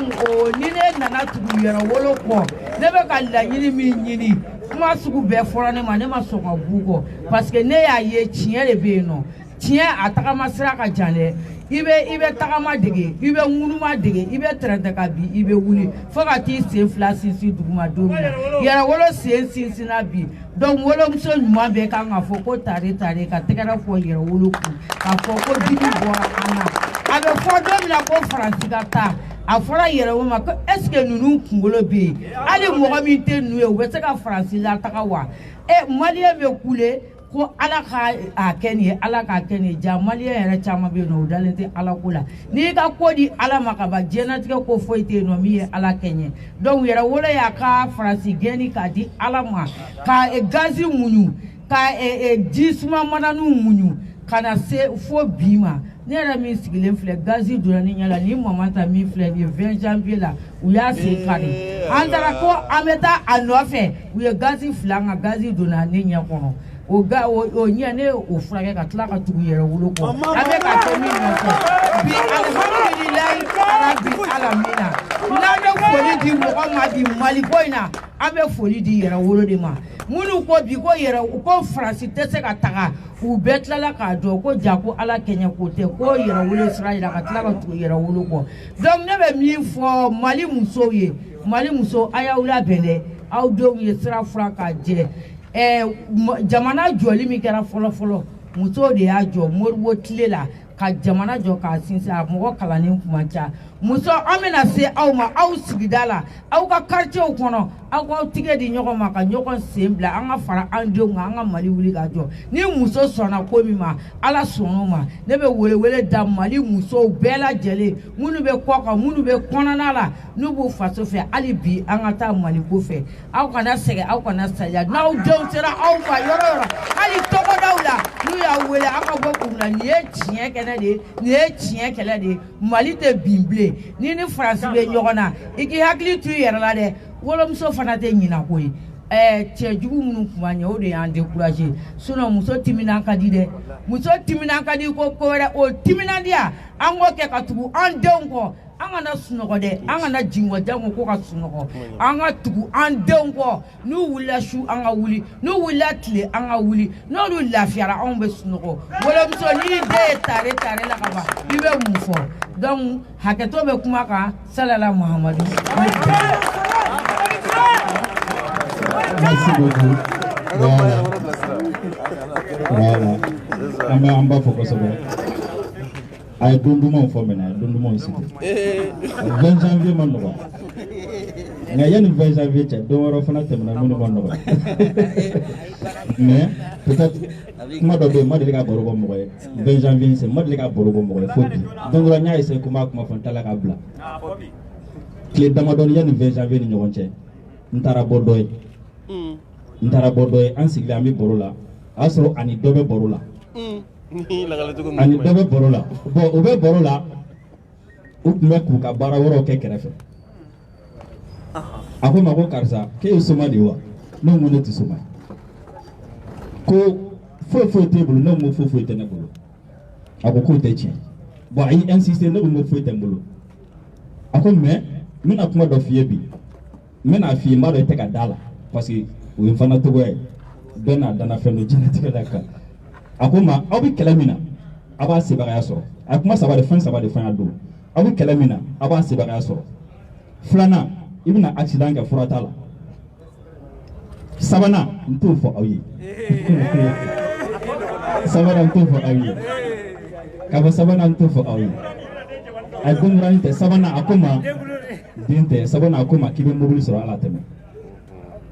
an bɛ don min na i n'a fɔ bi a saba bɛɛ kɛra mais a bɛ kuma in fɔ n ɲɛna don min na n wulila ka taa ka bɔ a kɔrɔ de n taara 20 janvier la ne sen bananen dɔgɔtɔrɔ ye u ye sen fɛn u ye ka kirina kala a bɛ ka a furakɛ ne hakili jiginna a tigi ka kuma la ne commencera ka yɛlɛ dɔgɔtɔrɔ ne la a hakilila ko kunkolo tiɲɛna quoi parce que mɔgɔ min sen karilen don a bɛ ka furakɛ o tigi bɛ yɛlɛ la a ko mun bɛ yen non ne ko n ko foyi tɛ yen n ko ça va parce que n hakili jiginna nin kuma in na donc n bɛ fɛ dɔrɔn k'a yira mɔgɔw la k'a fɔ ko c'est à dire yɛrɛwolo bɛ kɛlɛ min na conviction kɛlɛ de don quoi conviction kɛlɛ de don an dalen don a la de k'a fɔ ko a bɛ se ka kɛ wa a bɛ kɛ fɛnɛ donc an bɛ tagalen ɲɛfɛ su kora sa nka an tɛ se ka taga ni an ma dakuruɲɛ fila di an ka consommateurs fana ma o fana ka mɔgɔw fo Alcom Balo an b'a ɲini fɛ dakuruɲɛ fila i kana foli kɛ an bɛ an ka jamana dɔnnikɛla bɛɛ lajɛlen fo an b'an ka imamuw fo an b'an ka dugutigiw fo. Merci. C'est Balo. Oui. Jama Allah. An ta ye foli kuma bɛ fɔra ka ban nka an bɛ mun fɔ diɲɛ kɔnɔ an b'o de fɔ kilasi premier a kotija kilasi dernier fiyewu bi Asimi kɛra kilasi premier de Mali kɔnɔ yan nɔ a ye tigɛrɛ fɔ Asimi ma yɛrɛwolo kɛra kilasi premier de a ye tigɛrɛ fɔ yɛrɛwolo ye kilasi dernier a b'olu dɔn o y'an ka événement démocratique politicien na an tɛ siran k'a fɔ dɛ depuis u nana ma mago foyi ɲɛ faso ci o le ye faso in ci faso jɔyɔrɔ nana n'o ye Asimi Goyita ye ko fo k'o fana ɲɔnti malidenw ko n'u ɲɔgɔn ma deli ka kɛ Mali kɔnɔ Mali misiri bɛɛ lajɛlen ka jɛn ka duwawu don président ye a fɔrɔla Asimi na e mbalma segu ko biam nte sugo bo sugo la segu ko ya ke bolo de bido ko fe kata ko mo sugo o kera segu ko ke yani biche aga tani sambi woroi donc Mali aya kilatige atibi ne akili sigila bi anga commerçant biam domna o ya envolé place de la liberté là a donné sugo la kani parce que follow politicien anama afoma ko malien tuabu ou meta do nga commerçant ne kan o be war mine olu la ko ga mouvement ke nous be fuka jama labo o bo olu labo commerçant kuma na place de l'indépendance et fait place de la liberté là kaw kana se on matuguni antina warde awma antina bo aw nofe ana aw kungo ana aw kungo ayaka foso de njuguyata amanga foso de numayata ambo o foli blanga commerçant et tigera foku na bi foli ba be commerçant kadaka maïga mouskile fa commission nationale des prix kono ne ba akono nana ado commission nationale des prix kono commerçant ko malien kangana jo ko fem bedai la dien kono mais ko Allah ambisa adati le Mali kono ya no e ba ko ma dai la sous région na tugomina bibi na commerçant o yira awna nyoro fo meeting la odon sugoro be bi Sénégali drame kemefla sugoro be bi Côte d'Ivoire kemefla sugoro be bi Burkina kemeni bi wolonbla mais malla bi abe drome keme ani kemeni mwa o sur la gouvernement ka tiesiri ani aka jamana don ki milito jamana dona ani commerçant nga engagement kan lolu ka tono de bete ala olu mu dema balonu musoro na be dan oma olu to tono de matele wale nyini o be fara gouvernement ka fara jamana don kan pour que jamana ka lafia bi ambargo kera Mali kan ambe guerre kono mais Mali de kan noga teme sur région bela jelen kan Macky Sall ya fo o don ni manga indamene ni santi ambargo ni budget Sénégalais 300 milliards de perdu nous frati olu mu ko kan fonctionnaire ou tisara olu lebna to sara baliala anga fonctionnaire bi sara bi o be sara chini olu mu ko Mali be kongo o transition ye o de yelma ko opportunité ka frontière dayele na ko bar kana dayele balo be do Mali kono matériel be do Mali kono la Guinée sona ka dayele Mauritanie dayele la Algérie dayele la Burkina ko kali ka frontière de fermée la Guinée ko be fait Sénégal be tamala ka bo Sénégal kana o be la Sénégal frontière de traverser kana Mali kono ben ama fiena wala fo be nali o be nali foso ko de la nous be na gomina anga mobiliser en groupe mbe o ka représentant tout be nous o wuli la ko fu ko frontière dayele Macky Sall avec arrangement fasou bela jelenga bi fu ka frontière dayele kadaka niya me Sénégal salaire abe Mali transport de là abe Mali déploiement de là mais bibina anga mineme ka do divers horizons donc anneni embargo yulila la Guinée kana datugu Mauritanie kana datugu Algérie kana datugu kadaka akara sababu ye fembe jigina en fait anu donc anta kuma monopoliser ambe Malien bela jelen fu Mali kono ani Mali kokan ka fo ko Assimi est une chance pour le Mali donc en gambol du normal pour que transition akajo wa anta dogo mo sila munu bala ka donata borata assise recommandation en consommateur ba ko malon a décidé la transition 5 ans d'abord 5 ans d'abord no bana ni do be faraka am malon bo fonu wa maltige mo cheni am malon sabote na fonu ba bela jeni salam alaykum wa rahmatullah merci à tous. Voilà, merci beaucoup Balo. Nya depuis ndora masonga do transition ko kumala masonga do asim ko kumala parce que abela jele ma kala ma ko kodo mi sente la kunu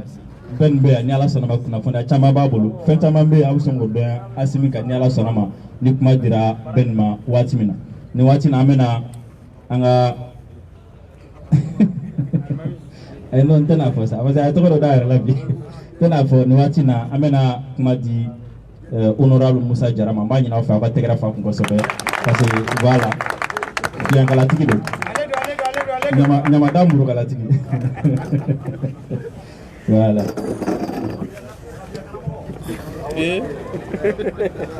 ABC merci Mementa ABC a noté rabe ambe nabaga bela jelen fo duna munu mantula munu bora san munu bora joila munu bora manantali banguna kaubean ali bagana da kaubean ndasra min togoma ndamase munu togoma ambe foli la se bela jelema je pense que ni manden segal nu ye kuma tayne kuma be gala ibulu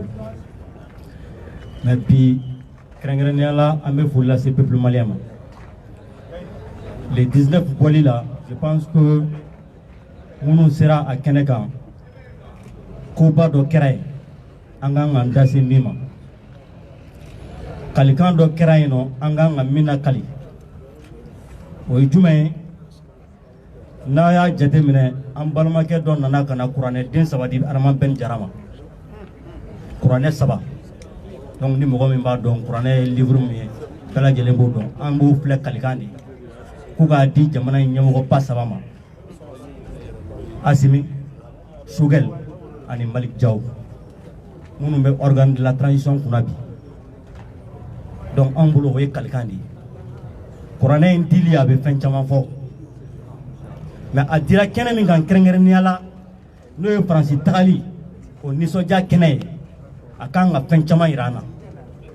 o ye mun ni mun ye k'a fɔ ko Faransi taara ni Faransi taara o tɛ kɛlɛ bannen ye kɛlɛ tɔbaw bɛ kɔ komi an bɛ deli k'a fɔ kɛlɛ in na min ka gɛlɛn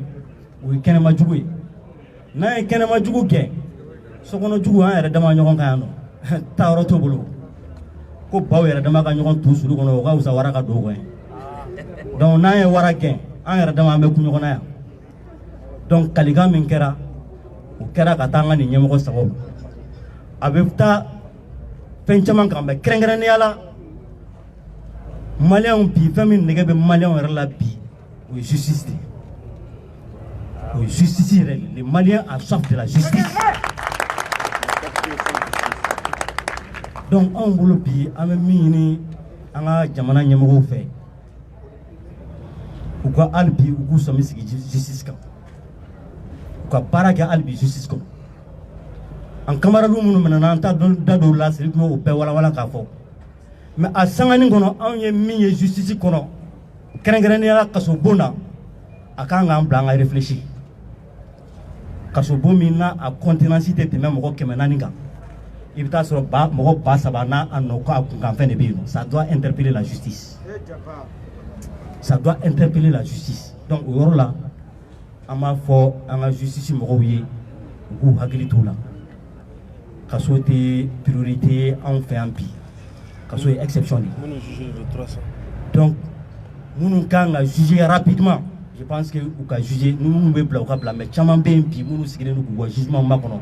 kaso contenance a débordera kojugu donc an t'an da don o la ni ala sɔnna a ma yɛrɛwolo bɛ baara min na ani ministre de la justice an b'a ɲini an ka sigi ka nin kuma ninnu walawala k'a lajɛ an bɛ se ka maliyɛnw ka minɔgɔ furakɛ cogo min na en matière de justice je pense que an ma o baara kɛ o kɔfɛ an bɛ min ɲini an ka jamana ɲɛmɔgɔw fɛ n y'a fɔ sisan nɔ ko Faransi tagali t'a bannen ye parce que maliyɛnw bɛɛ mobilisé len don bi parce que maliyɛnw b'a fɛ hali bi ladiriya ni tilennenya ka kɛ an taabolo ye waleya minnu tɛmɛna an tɛ n da don o la mais minnu bɛ nalen notamment concours organisera nous et fonction publique concours. On veut l'égalité des chances et des participations.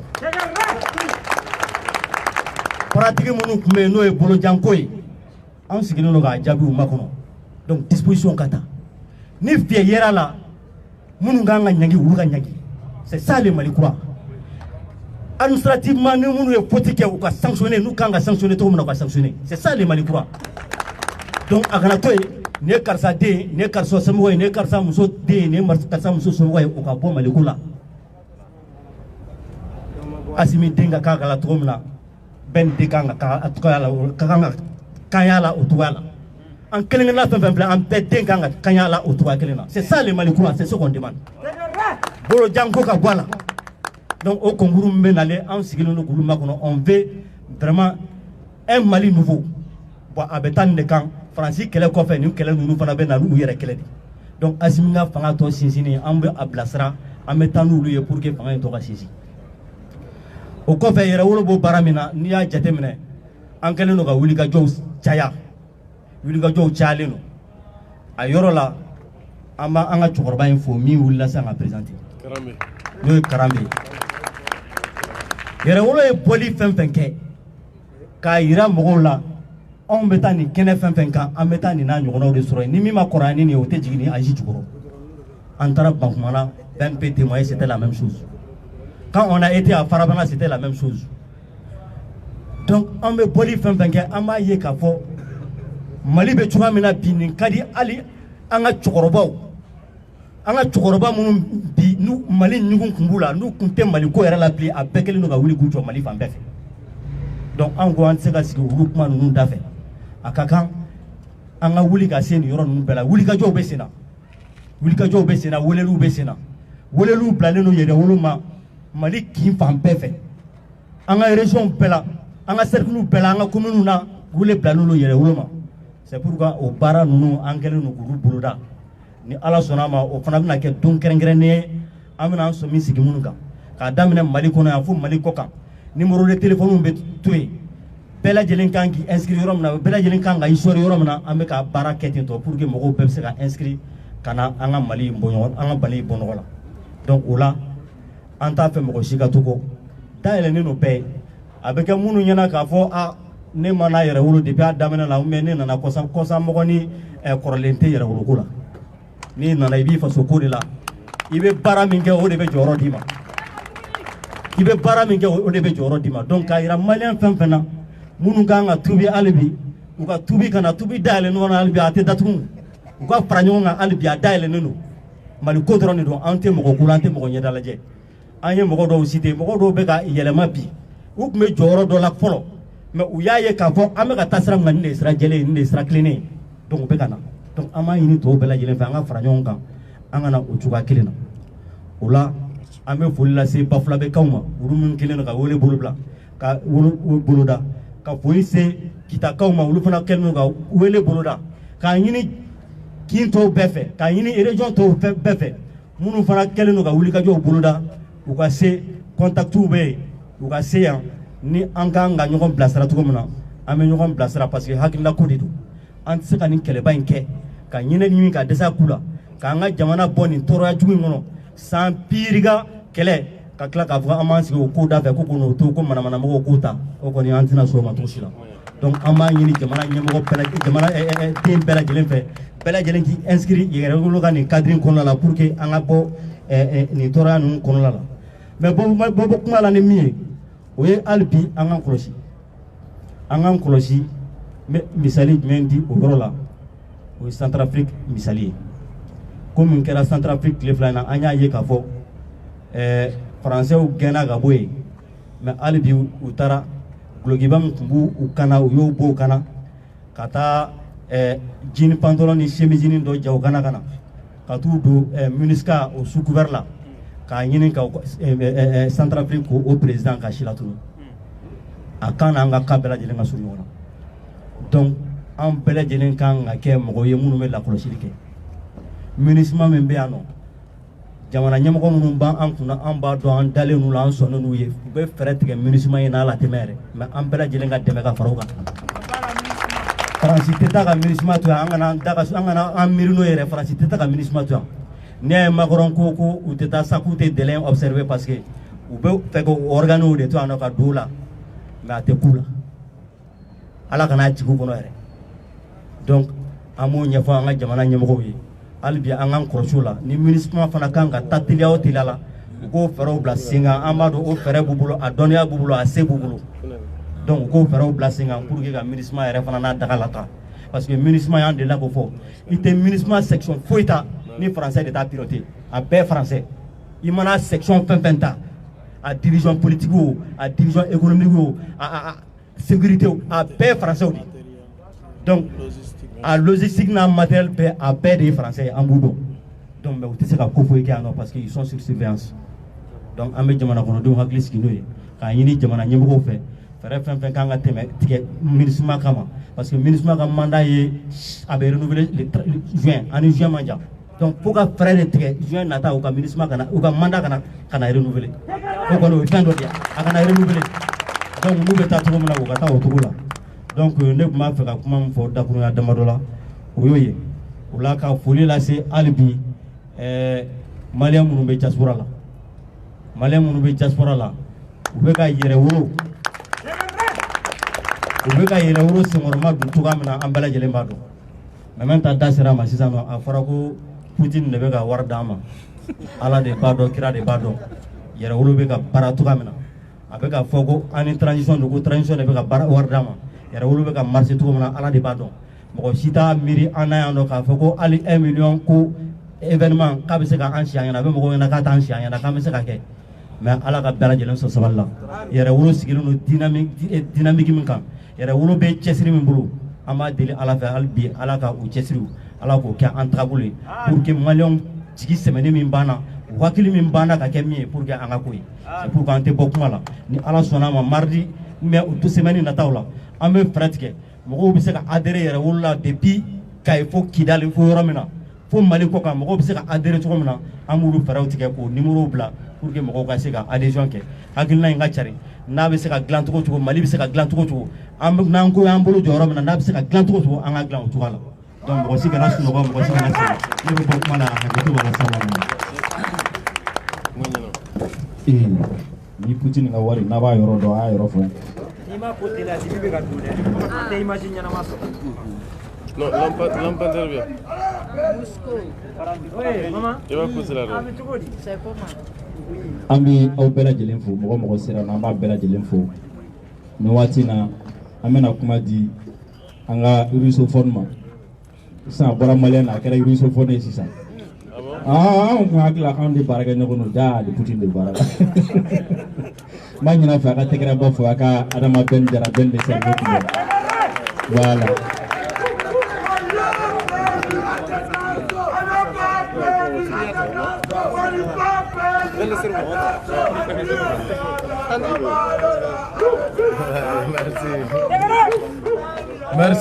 Merci camarades, merci. An bɛ foli di bɛɛ ma nin wagati la yɛrɛwolo tɔnden yɛrɛwolo kanubagaw fɛn fɛn mobilisera ka na wula in na ko kibaruya kɛrɛnkɛrɛnnen bɛ yɛrɛwolo bolo ka lase Mali mɔgɔw ma ani ka lase diɲɛ mɔgɔw ma o kibaruya kɛrɛnkɛrɛnnen min bɛ yɛrɛwolo bolo ka lase ka kɔn o kibaruya dili ɲɛ ne bɛ fɛ an ka mɛmɛ ta ye min kɛ ka tigɛrɛ fɔ yɛrɛwolo kun an ka wuli k'an jɔ ka sanga kelen kɛ ka tigɛrɛ fɔ peuple malien kun o don le 19 an ye wele bila le 18 en 24 heures maliens bɔra des dizaines de milliers il faut que ka kɛ yɛrɛwolo de pour que ka se k'o baara kɛ donc o kama an ka tigɛrɛ fɔ bɛɛ kun peuple malien kun ye wulikajɔ min kɛ ka ɲɛsin le 19 ma.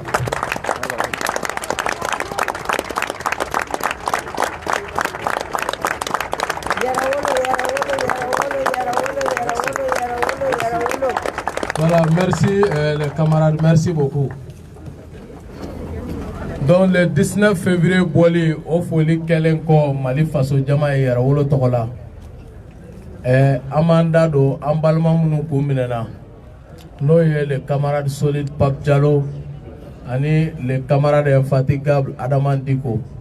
olu ka minɛli min kun kɛra n'u kana bilala bi an bɛ fɛ aw ka tigɛrɛ ba fɔ Mali justice ye ka kɛɲɛ ni u ka kanabila min kɛra bi an tun y'a kanu u ka ye kɛnɛ kɔnɔ yan wula in na nka adamadenw b'a ta la ala b'a ta la sini ni ala sɔnna ma sɔgɔma an bɛ t'u nɔfɛ donc anu bɛ déclaration kɛ an bɛ page minnu sɔrɔ teliya la anu bɛ foli kɛ ani première impression minnu b'u la pour que mɔgɔw k'a dɔn ko yɛrɛwolo bɛ i b'a fɔ ɲɔkisɛ de quoi yɔrɔ n'i bɛ fɛ ka fɛn tɔw kɛlɛ ka fiɲɛ tigɛ o la k'u faga i b'olu bila dugu jukɔrɔ i b'u faga mais n'i ye ɲɔkisɛ bila dugu jukɔrɔ ale bɛ falen de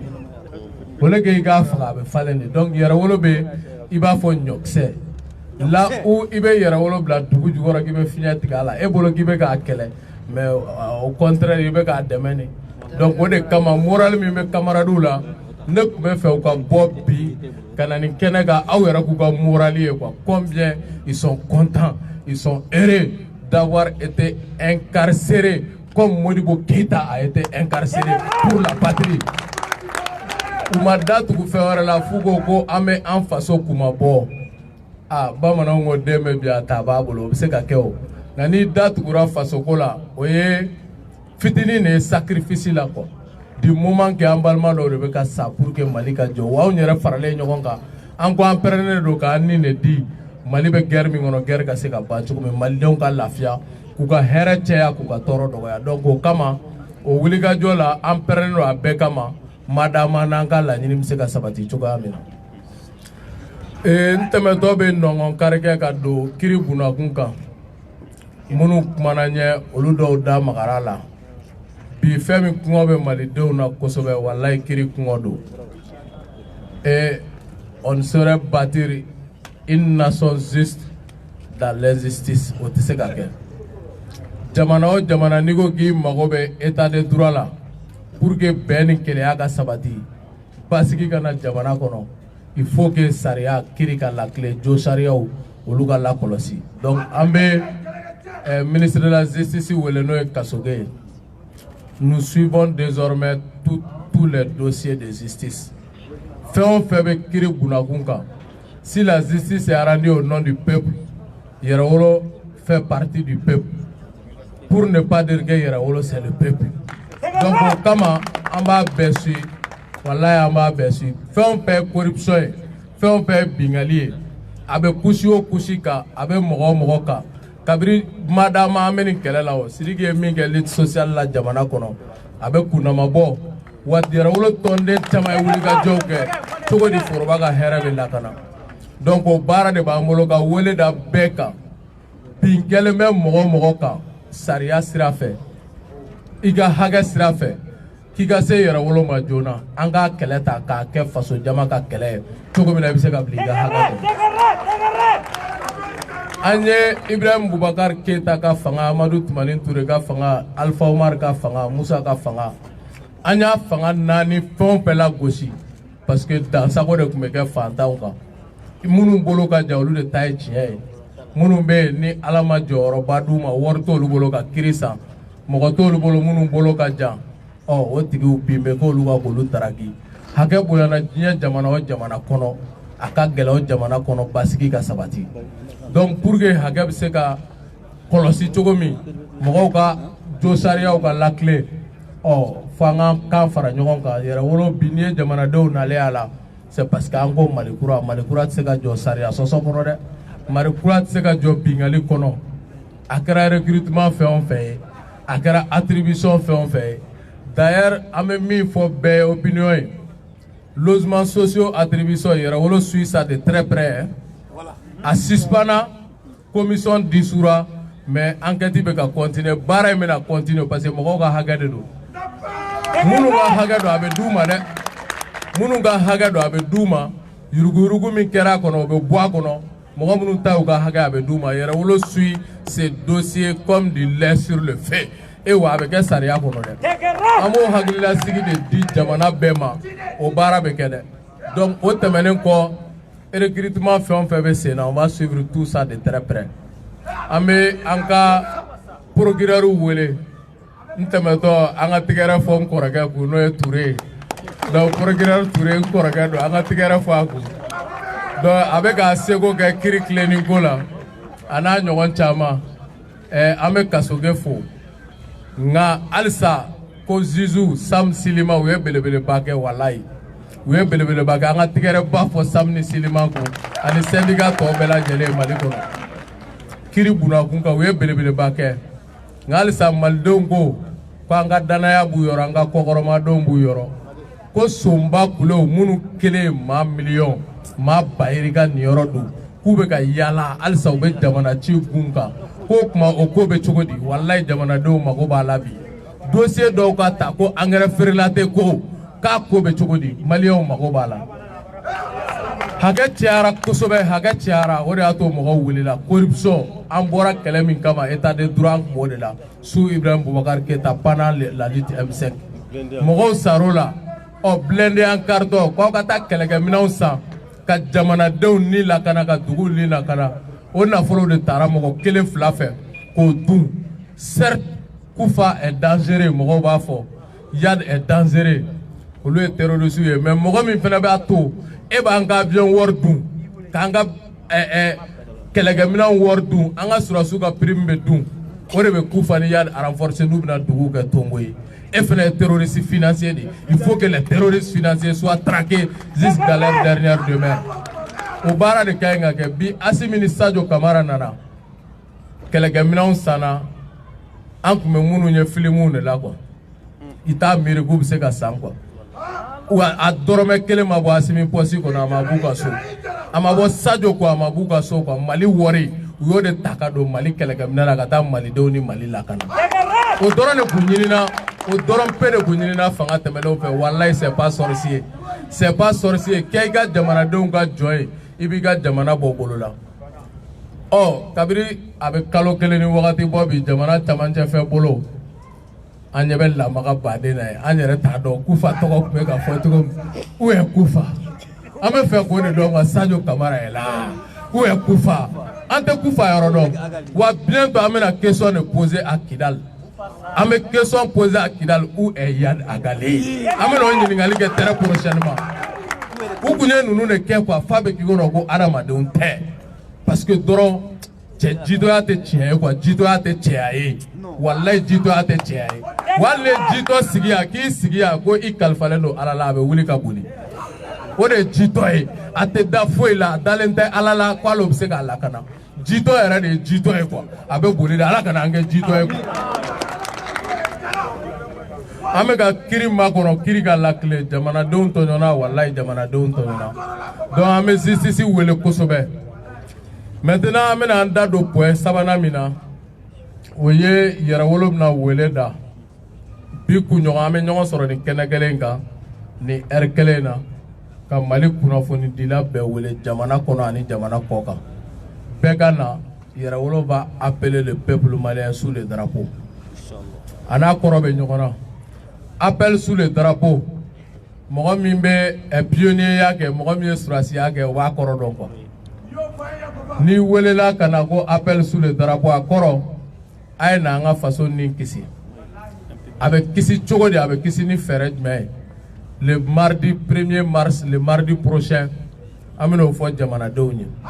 an ka fɛɛrɛ ye min ye pour que ka jamana ni kisi an b'o fɔ jamanadenw ye k'o baara daminɛ kalo 3 kɔnɔ an bɛ tila baara la jamana kɔnɔ wa o kɔ hakilima bɛɛ bɛ kulu kun jamana dɔ fuga ye il est très important aujourd'hui de protéger le mouvement démocratique contre son propre mal. O de ye leader ye leader tɛ ko mɔgɔ min bɛ a yɛrɛ fɛ mɔgɔw dɔrɔn nafa dɛ leader ye mɔgɔ ye mɔgɔ min bɛ hali mɔgɔ minnu b'a juguya la a ka nafa ka se olu ma ni i fa fila ni i fa bɛ du kɔnɔ a dɛsɛra ka hakɛw la tile du kɔnɔ a dɛsɛra ka du musakaw ta a ma se ka du la tile dudenw ma lakana u ma sabati u m'u ka hakɛ sɔrɔ est-ce que a b'a bɔ i faya la wa est-ce que i b'i fa bugɔ wa est-ce que i b'i fa nɛni wa mais i bɛ wuli ka jɔ sabati a dɛsɛra jɔyɔrɔ min na ka tɛmɛ o kan o de ye densɛbɛya ye donc an faw mouvement démocratique mɔgɔw vous avez joué vous avez perdu soyez fair play jamana kalifaraw la san 30 wallahi jamana cira de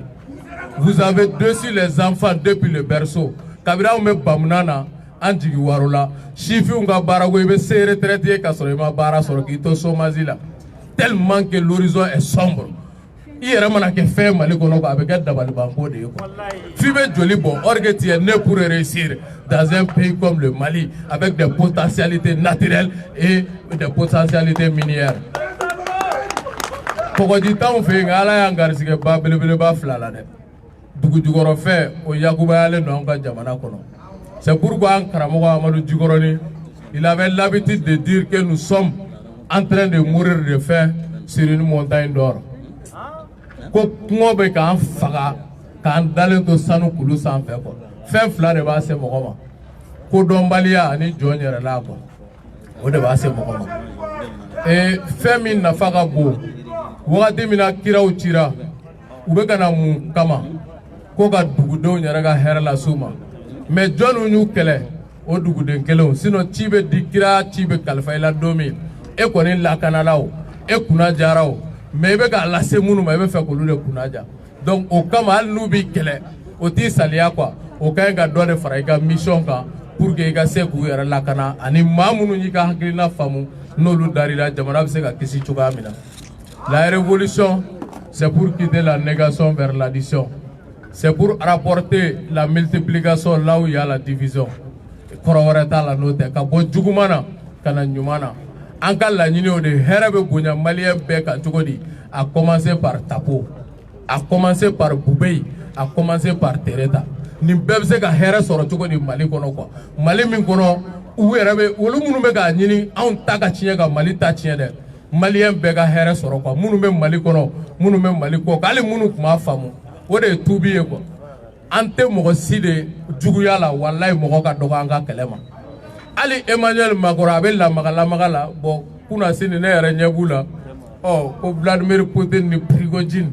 k'olu de bɛ ka wari di ne yɛrɛ ma. Ne ko n ko bon nin bɛɛ tɛ se ka kɛ juguya ye. A dɔw la n kanu m'u yɔrɔ, a dɔw la u bɛ fɛ n ka kɛ fɛn ye. N'i ye mɔgɔ min ka compte bancaire ta k'a lajɛ 5000 t'a kɔnɔ. N'i ye mɔgɔ min ka compte bancaire ta ne de bɛ k'a fɔ. Mɔgɔ tɛ diɲɛ kɔnɔ min bɛ se k'a contraire prouver quoi. I bɛ ne ka compte bancaire ta c'est pas 50 000 francs. N bɛ taa don mun na c'est aucun bien immobilier a tɛ n bolo. N bɛ taa don mun de la n b'a bila min a wari diɲɛ maralen tɛ n bolo ni kuranɛ cɛ a tɛ n bolo banque la a tɛ n bolo yɔrɔ la. Ni mɔgɔ min ko ko Prigozhin ye million d'euros d'i ma dɔw la i kanu b'a tigi la a bɛ fɛ i garisigɛ ka foni donc an b'o de fɔ. Sidiki ko k'u ni yɔrɔ d'u ma donc halisa ala ka an sɔn ala k'a lakana ala k'an sutura quoi. Donc o de b'an bolo ka lase maliyɛn bɛɛ ma bi an nisɔndiyalen don an balimaw ka bilali la an nisɔndiyara u ye bɔli min kɛ o don ka wele di fɛn o fɛn bɔra yɔrɔ o yɔrɔ la ka na bi an bɛ bɛɛ fo k'a lase an balimamuso minnu bɔra ni furanna ni bugurujɛ ye ka taa Makɔrɔ Faransi nɔfura o don le 19 vraiment an bɛ bɛɛ fo donc halisa an ka to jɔlen nin ye combat phase dɔ de tun ye quoi pour que cogoya min na kɛlɛ ye priorité ko de ye an ka se ka guerre ban n'an ye Faransi surasiw bɔ yen c'est une étape importante mais c'est pas la victoire finale wariko kɛlɛw bɛ yen an ka danbew ka lasabati hali sisan a bɛ dɔw kunkolo la quoi ko non ko an tɛ se ka bɔ Faransi bolo a bɛ fɔ de ma aliénation mentale parce que u y'an hakiliw de minɛ quoi donc o de ye tiɲɛ jɔlɔkɔ de bɛ mɔgɔw hakili la mais ni ala sɔnna ma an bɛna bɛɛ hakili la foni ka bɔ Faransi bolo an ka to jɔlen cogoya de an bɛ se ka kɛ état de droit ye a dɔw ye kɛnɛma jugu ye mais sokɔnɔ jugu b'a la gouvernance ko bɛ yen dɛ fɛn min ye tiɲɛ ye yuruguyurugu bɛ se ka kɛlɛ cogo di ka bɔ an ka jamana kɔnɔ wa yuruguyurugu bɛɛ tɛ wari ye a dɔw ye somɔgɔ bɛ yɔrɔ dɔ la n bɛ dɔ bila yɔrɔ dɔ la hali n'a n'a man kan corruption sociale corruption financière a suguya ka ca ni corruption morale a suguya ka ca mais ni ala sɔnna ma an bɛ olu k'an ka chantier de bataille ye ani yɛrɛwoloden a bɛ Mali fan o fan a bɛ diɲɛ fan o fan diaspora la an bɛna kuluw sigi pour que cogoya min na yɛrɛwolo bɛ sigi Mali fan bɛɛ ani maliyɛn bɛ diɲɛ jamana o jamana kɔnɔ comme minnu kumana ɲɛ u y'a fɔ cogo min na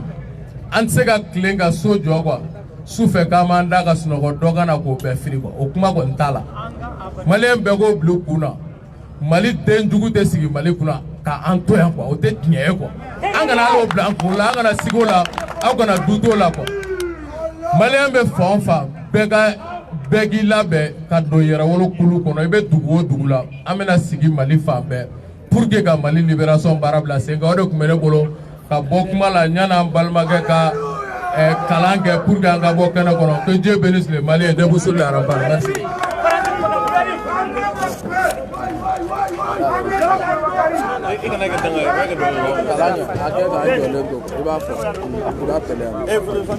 Ala barkada komi kira yɛrɛ kisi nɛma ba ye